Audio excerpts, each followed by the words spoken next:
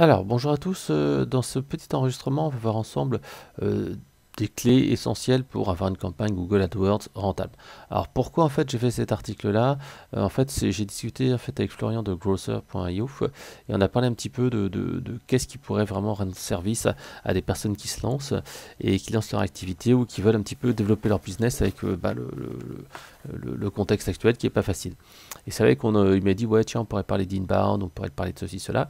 Et en fait, c'est vrai que moi je lui dis, bah attends, t'as quand même une expertise sur AdWords. Je pense que c'est important d'en parler parce que bah, justement, les deux, hein, que ce soit l'inbound marketing, donc le référencement naturel, SEO, etc., et tout ce qui est publicité payante, hein, en particulier AdWords, sont complémentaires pour moi parce que il y aura toujours de la difficulté pour une marque d'être présent sur tous les mots-clés stratégiques.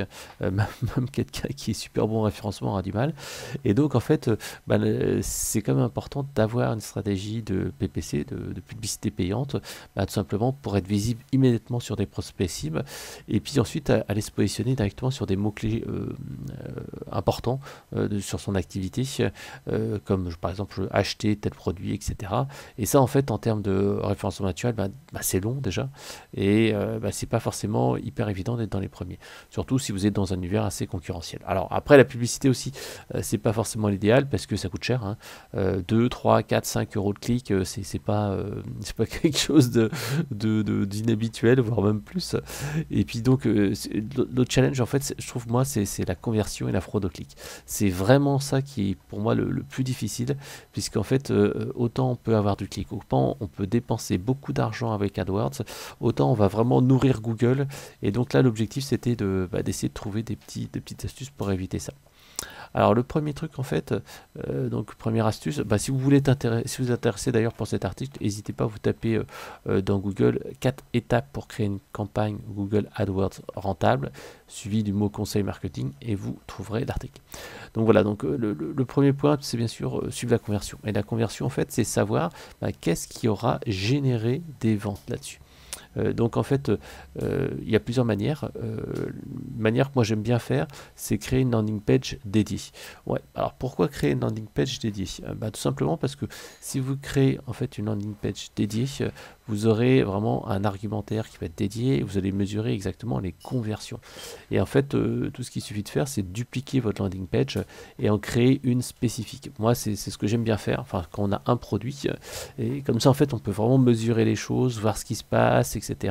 On peut même mettre un petit outil de capture du comportement des utilisateurs, comme par exemple Hotjar ou d'autres outils qui fonctionnent bien. Il y a même Microsoft qui a sorti un outil comme ça il n'y a pas très longtemps, un outil gratuit. Et comme ça, en fait, vous allez pouvoir voir ce qui se passe. Alors donc, duplication de cette landing page, ou alors vous allez tout simplement ça peut être les deux. Vous allez mettre en fait tout simplement des tags qui vont permettre en fait de vérifier les conversions. C'est-à-dire qu'en fait à partir du moment où vous avez fait une vente, vous pourrez voir en fait combien ça a généré. Et ça c'est important parce que imaginons que vous ayez je sais pas 10 clics, vous êtes content, waouh j'ai fait 10 clics, et en fait vous regardez votre journal des ventes et vous voyez en fait que vous avez fait 3 ventes. Et vous dites, ouais, ok, j'ai fait 3 ventes, mais combien il y en a qui viennent d'AdWords, combien il y en a qui viennent du SEO, combien qui viennent du référencement naturel. Et en fait, si vous dupliquez la page, vous saurez tout de suite, parce que vous aurez des stats avec un produit dupliqué. Soit en fait, tout simplement, vous allez regarder les conversions et là, vous verrez tout de suite en fait ce qui s'est passé. Et ça, c'est vraiment important. Et pour moi, c'est ce qui est même le plus important, parce que ça vous permettra de voir en fait quels sont les mots-clés les plus intéressants, quelles sont les thématiques, les campagnes, etc., etc. Donc pour cela, en fait, il y a un outil qui est utilisé comme par beaucoup de personnes, c'est Google Tag Manager. C'est un outil gratuit qui permet de centraliser tout simplement vos tags, hein, et donc en fait vos pixels, etc. Et donc en fait vous allez vraiment pouvoir même mettre avec Google Tag Manager des informations sur vos campagnes Facebook Ads, Pinterest et compagnie si vous le souhaitez. Voilà. Donc ça c'est la première chose. Deuxième chose, en fait c'est de retargeter les gens qui n'ont pas commandé. Parce que ça aussi, c'est quelque chose de très courant, c'est que les gens, ils regardent sur une page de vente, ils font un truc, et puis finalement, en fait, bah, ils n'achètent pas tout de suite. Et ils se disent, ouais, je vais me renseigner, je vais voir un peu plus tard, je vais voir des concurrents. Et le but, en fait, c'est d'aller les retargeter avec une autre audience, enfin, retargeter les personnes qui ont visité votre page, mais qui n'ont pas commandé.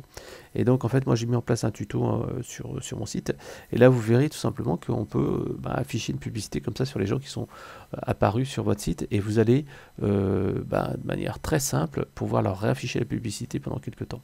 Et donc en fait les gens qui diront ouais ok je regarderai, à force de voir votre publicité, mine de rien en fait ça va rester dans leur esprit. Donc ça c'est vraiment important.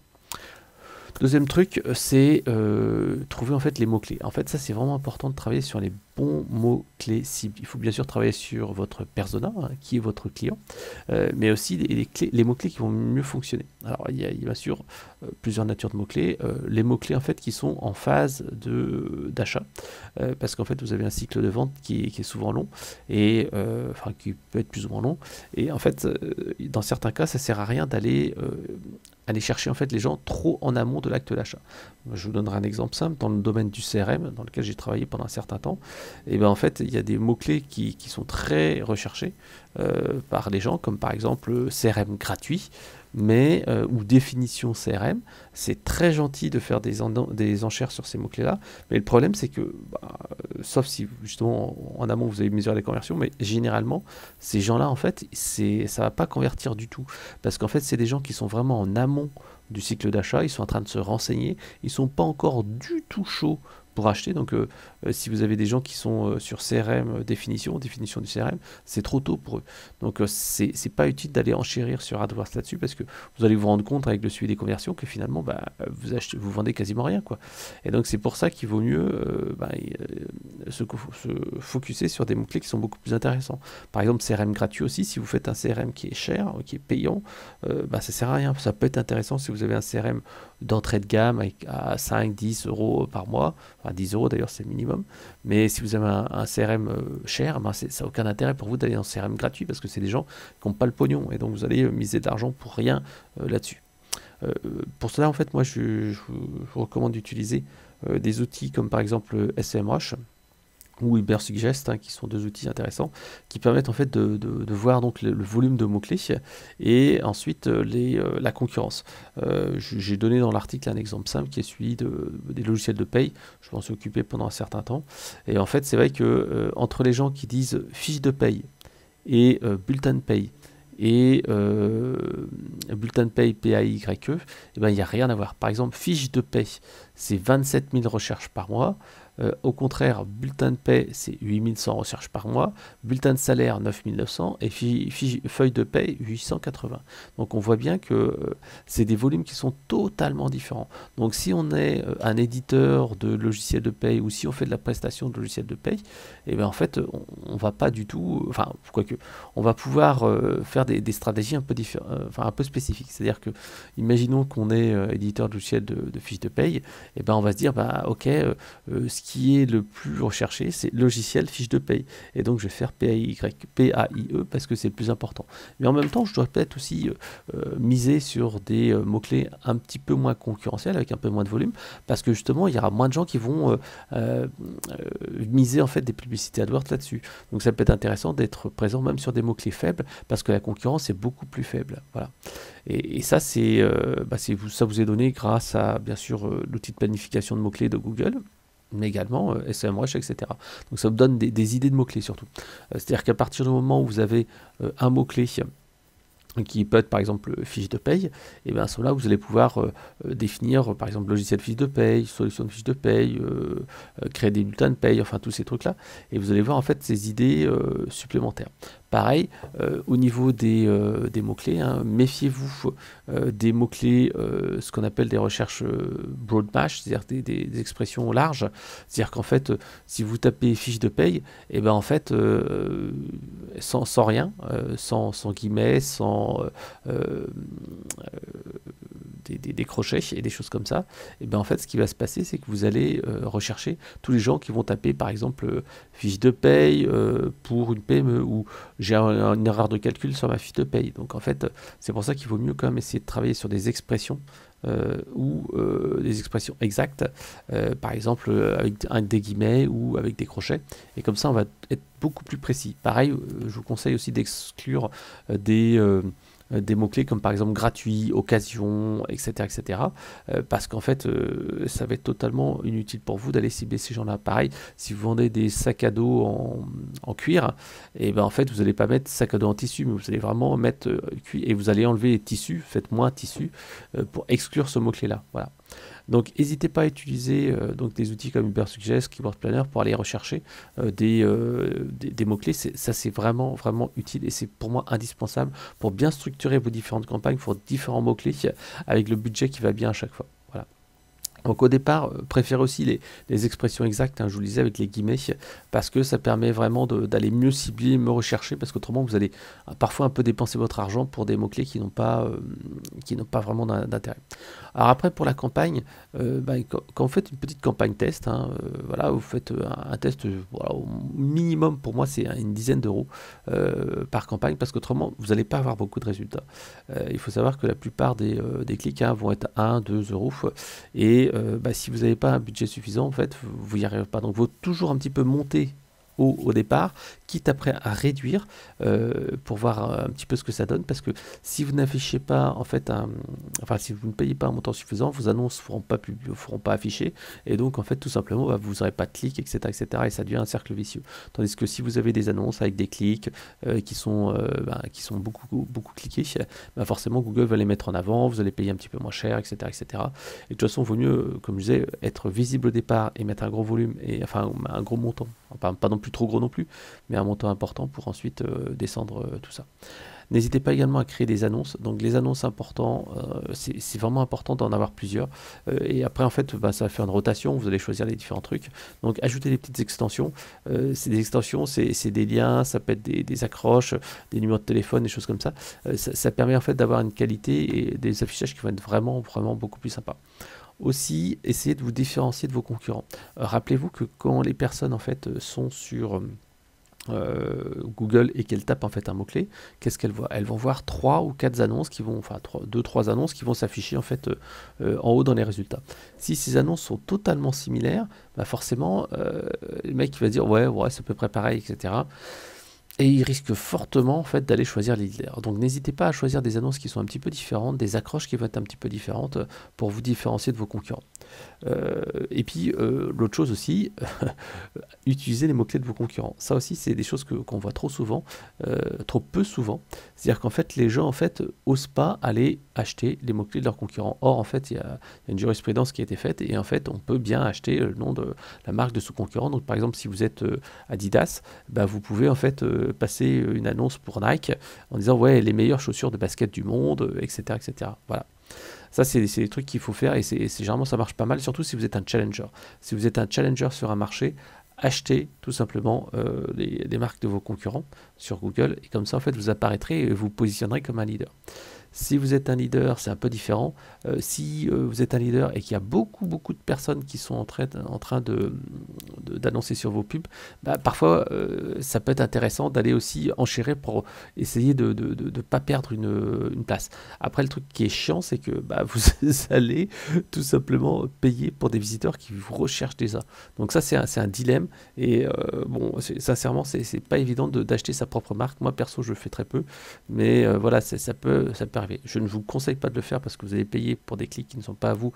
Et généralement, les gens, ils regardent jusqu'en bas des résultats. Mais voilà, regardez un peu ce qui s'affiche quand les gens tapent votre marque. Et ça peut être parfois assez instructif là-dessus.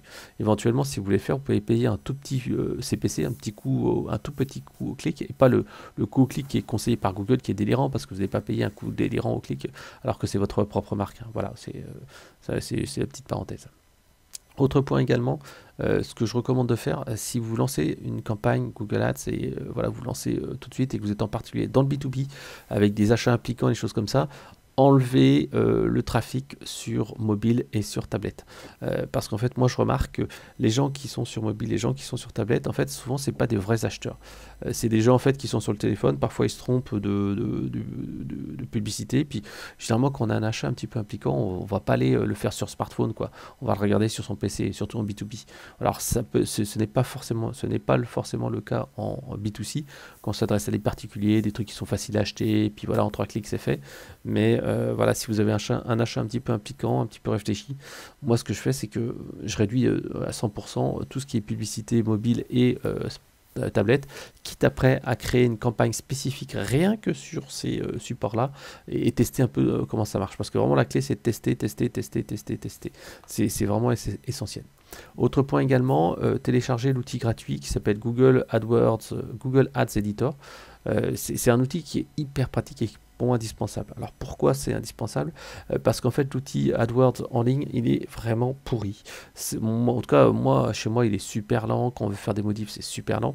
Tandis qu'avec l'outil Ads Editor en fait vous téléchargez le logiciel sur votre PC et vous faites comme ça toutes les modifications à la volée, c'est vraiment facile. Au niveau des conversions, bon, vous pouvez aussi vous amuser à faire des micro-conversions. Moi, personnellement, je le fais pas. Je trouve que c'est trop en fait, trop complet, trop précis. C'est-à-dire qu'en fait, vous pouvez recibler, enfin identifier les gens en fait qui, par exemple, mettent le produit dans le panier mais qui achètent pas, etc. Mais moi, je trouve personnellement que là, on arrive déjà à un niveau au-dessus, quoi. Le remarketing, retargeting, qui est de recibler les audiences, c'est déjà pas mal. Attention également aussi aux conversions. Comme je vous disais, Google, c'est pas forcément votre ami. En fait, il vous propose, par exemple, ça je trouve c'est un peu à limite l'arnaque. C'est qu'en fait, il vous propose en fait une optimisation automatique des conversions. C'est-à-dire qu'en fait, voilà, vous décidez de payer, on va dire 1 euro de clic, hein, et vous dépensez, on va dire 10 euros par jour. Voilà. Et puis en fait, Google, il vous dit, bah attends, moi j'ai une fonctionnalité qui me permet de détecter par mes algorithmes d'intelligence artificielle, blablabla, que ben il y a des prospects qui vont être plus chauds que les autres. Et cela, en fait, ben, on va augmenter exprès le coût au clic pour que vous soyez en premier et que ça convertisse tout de suite. Alors, j'aurais tendance à dire, attention, parce que moi ça m'est déjà arrivé de fixer un CPC par exemple à 1 ou 2 euros et tout d'un coup me retrouver à un CPC de 12 euros. Bim. Alors certes ça peut vous permettre en fait de passer devant tous les concurrents et parfois hein, ça marche, parfois ça marche et parfois c'est vraiment efficace parce que Google identifie que les gens ils ont cherché sur 3-4 sites et puis ils se disent ah ouais, c'est un mec qui achète etc. Mais je trouve que c'est super cher quoi. Voilà, donc vérifiez absolument la conversion de ces boosts de clics et afin d'éviter en fait de vous retrouver à devoir payer 10 euros un clic et votre budget qui font en fait comme neige au soleil. Voilà. Donc ça, je vous conseille de vérifier, de modifier tout de suite hein, parce que c'est un petit peu chaud et c'est tendu. Voilà, alors j'espère que ces 3-4 trucs et astuces vous auront aidé. Si vous en avez d'autres, n'hésitez pas, mettez-le dans les commentaires de cet enregistrement ou tout simplement mettez un petit commentaire ou envoyez-moi un email et puis en fait bah, j'ajouterai vos trucs et astuces supplémentaires dans la vidéo sur Google Ads. Voilà, j'espère que ça vous a plu et à très bientôt. Bye bye.